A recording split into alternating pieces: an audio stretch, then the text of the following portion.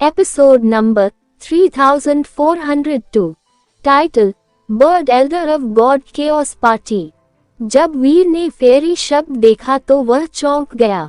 वीर को इस शब्द का मतलब पता था, लेकिन दो संभावनाएं थी। पहली, ये ज़ैड स्पिरिट फेरी थी जो केओस लेडी ने बनाई थी। दूसरी संभावना ज्यादा डरावनी थी। उस शब्द का मतलब शायद गॉड केओस पार्टी का लीडर रही होगी। सच कहे तो सिर्फ गॉड केओस पार्टी की लीडर ही फेरी थी। ज़ैड पवित्र परियां तो केओस द्वारा बनाए गए कुछ उत्पाद थे। जीनो यूनिवर्स में अराजकता पैदा हो गई थी। क्या वह जीनो हॉल में लालटेन जला पाए? अगर ऐसा था तो ये बहुत डरावना होगा। वीर चौंक गया। उसकी इच्छा शक्ति जल्द ही टूटने वाली थी। अगर फेरी शब्द का मतलब केओस लेडी से होता तो उसकी शक्ति अकल्पनीय रही होगी। वह निश्चित रूप से उस कदम के सबसे करीब रहने वाली प्राणी रही होगी। उस दिव्य प्रकाश के भीतर से एक फेरी और ज़ैड जैसी दिखने वाली महिला प्रकट होने लगी। वह धूल के बादल से बाहर निकली। अब उसे पवित्र कहना भी मुश्किल था। ऐसा लग रहा था जैसे वह पूरे यूनिवर्स की सबसे आध्यात्मिक प्राणी हो। उसके शरीर का हर इंच, हर सेंटीमीटर, यहाँ तक कि उसके पहने हुए कपड़े भी बेहद खूबसूरत थे। उसकी आभा सचमुच अद्भुत थी। उसके आते ही वीर की तनावग्रस्त इच्छा शक्ति कमजोर पड़ गई। वह एक रबर बैंड की तरह था जिसे अब पूरी तरह खींचा जा रहा था। वह किसी भी पल टूट सकता था। क्रेप मर्टल ने कहा था कि विकास की दीवार पर कोई भी प्राणी कभी भी यूनिवर्स क्लास तक नहीं पहुंच पाया। अगर यह सच है तो इस फेरी के साथ क्या हो सकता है? उसकी शक्तियां अभी भी बहुत प्रबल हैं। वह मेरे द्वारा देखे गए किसी भी अन्य प्राणी से बेहतर है। लेकिन क्या इतना शक्तिशाली प्राणी अभी तक यूनिवर्स क्लास तक नहीं पहुंच सकता? वीर उस शक्ति को देखकर हैरान रह गया जो वह देख रहा था। उसकी इच्छा शक्ति डगमगा रही थी। अगर फेरी की शक्ति कम पड़ती तो वीर उसे संभाल नहीं पाता। अगर उसकी इच्छा शक्ति टूट जाती तो भले ही वह मूर्ख न बनता, वो खुद पर और अपनी युद्ध क्षमताओं पर जो भी भरोसा था सब खो देता। एक योद्धा के लिए ये सबसे बुरा परिणाम था। शक्ति एक अभिजात वर्ग का आधार थी, लेकिन साहस उसकी आत्मा थी। आत्मा के बिना शक्तिशाली शरीर का कोई मतलब नहीं था। इसका मतलब था कि व्यक्ति बस एक कमजोर व्यक्ति होगा जिसके पास बहुत शक्तिशाली शक्ति होगी। वीर अभी भी इन सब पर विचार कर रहा था, तभी फेरी लेडी की शक्ति उतर आई। क्रेप मर्टल, तुमने तो मुझे मार ही डाला। अगर तुमने मुझे बेवकूफ बना दिया तो मैं तुम्हारे बेटे को श्राप दूंगा कि उसका लिंग ही न रहे। वीर ने उसे श्राप तो दे दिया, लेकिन अगर उसे उस डरावनी शक्ति से लड़ना था तो उसे अपना ध्यान केंद्रित करना था। बूम! जब शक्ति उतरी तो वीर का दिमाग मानो फट गया हो। ये बहुत ही जबरदस्त था। यह मानो नदी जैसा था। यह उसके मानसिक बांध पर बार बार टकरा रहा था, जो मानो किसी भी क्षण टूट जाएगा। वहीं अब भी स्पेस गार्डन दुश्मन की लहरों का डटकर मुकाबला कर रहा था। उनकी सहन शक्ति गॉड केओस पार्टी के वरिष्ठों की कल्पना से कहीं ज्यादा थी। स्पेस गार्डन की कुछ ही सेनाएं गॉड केओस पार्टी के कई कुलीनों और ब्रेक वर्ल्ड राक्षसों के आगे बढ़ने को रोकने में कामयाब रहीं। कई ब्रेक वर्ल्ड राक्षसों ने हमला किया, लेकिन उन्हें भी पीछे धकेल दिया गया। ये बहुत डरावना है। ये स्पेस गार्डन की पूरी शक्ति का बस एक छोटा सा हिस्सा है। उनके दल में ब्रेक वर्ल्ड के कई कुलीन लोग हैं। अगर वे इसी तरह बढ़ते रहे तो गॉड केओस पार्टी शायद उन पर लगाम न लगा पाए और उन्हें काबू में न रख पाए। मिस्टर लीडर बहुत होशियार हैं। उन्हें स्पेस गार्डन का खतरा पहले से ही समझ आ गया था और उन्होंने उन्हें हटाने की मांग भी कर दी है। हो सकता है कि ऐसा ही हो, लेकिन हमने गॉड केओस पार्टी की पूरी सेना पहले ही भेज दी है। फिर भी हम अभी तक स्पेस गार्डन पर कब्जा नहीं कर पाए हैं। क्या हमें मदद के लिए लीडर को बुलाना चाहिए? एक युद्धपोत के अंदर गॉड केओस पार्टी के कुछ बुजुर्ग एक निजी बैठक में चर्चा कर रहे थे। एक बुजुर्ग ने कहा, नहीं, ह्यूमन एम्परर अभी अभी जीनो टैबलेट का स्वामी बना है। वह स्वामी बन गया है। अगर मैं उसकी भागीदारी के बिना ये काम नहीं कर पाया तो वह अब मेरा इस्तेमाल नहीं करेगा।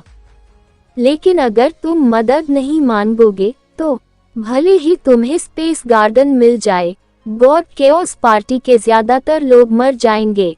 एक और बुजुर्ग ने पिछले बुजुर्ग से असहमत होते हुए कहा, हम में से बहुत कम लोग बचेंगे। अपनी मौजूदा ताकत के साथ हम अपनी पार्टी में एक अहम पद कैसे हासिल कर पाएंगे? तुम दोनों अपने अपने हिसाब से सही हो। एक और बुजुर्ग ने चिड़िया के चेहरा वाला कहा, हमें ये करना ही होगा, लेकिन हम अपनी सारी दौलत नहीं दे सकते। पक्षी बुजुर्ग, आपके पास सबसे रचनात्मक विचार हैं। आप इन दोनों विचारों को मिलाने के लिए क्या सुझाव देते हैं? सभी बुजुर्ग पक्षी जैसे बुजुर्ग की ओर देखने लगे।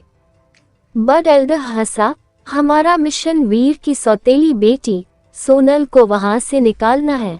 मिस्टर लीडर ने हमें स्पेस गार्डन को नष्ट करने के लिए कभी नहीं कहा, तो हम ऐसा क्यों कर रहे हैं? क्या उनमें कोई अंतर है?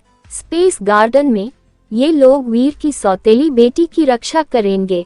अगर हम स्पेस गार्डन को नहीं हरा पाए तो हम सोनल को वहां से कैसे निकाल पाएंगे? पहले वाले एल्डर को समझ नहीं आया, इसलिए उसने स्पष्टीकरण मांगा।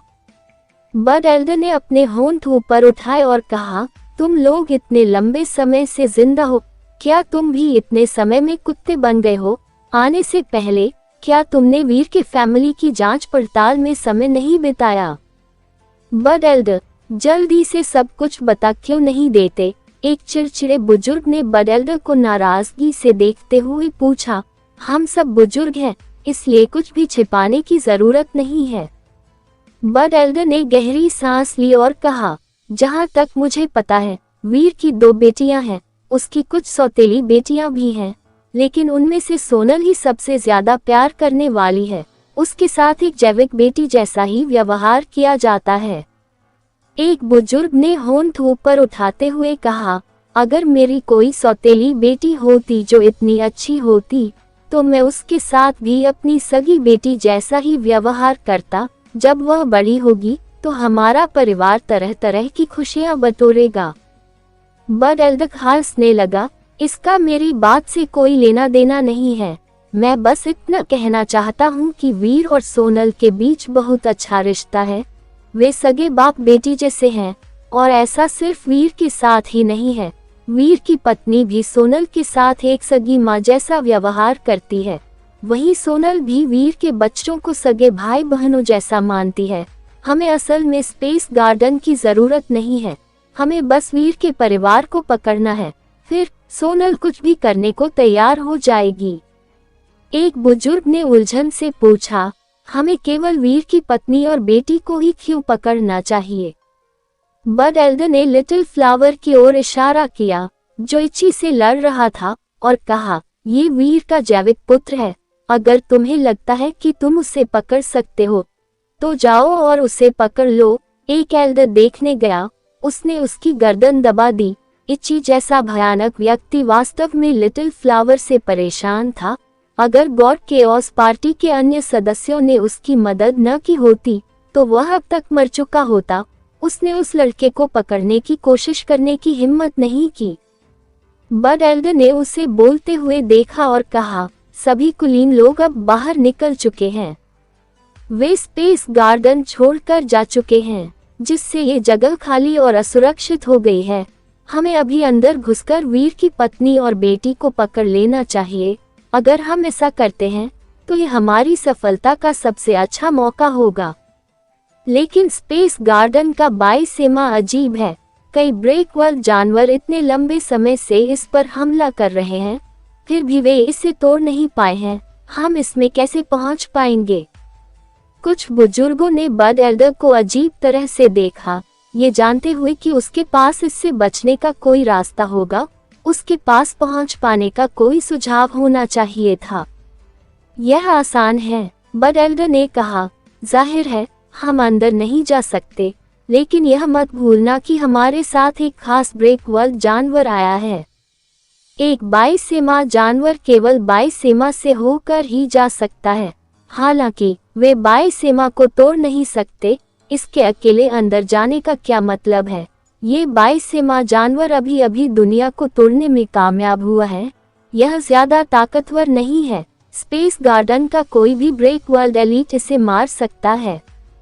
बड एल्डर हंसा और बोला, इसलिए हम किसी को 22 जानवर के पेट में डाल सकते हैं ताकि उन्हें स्पेस गार्डन में तस्करी करके पहुंचाया जा सके।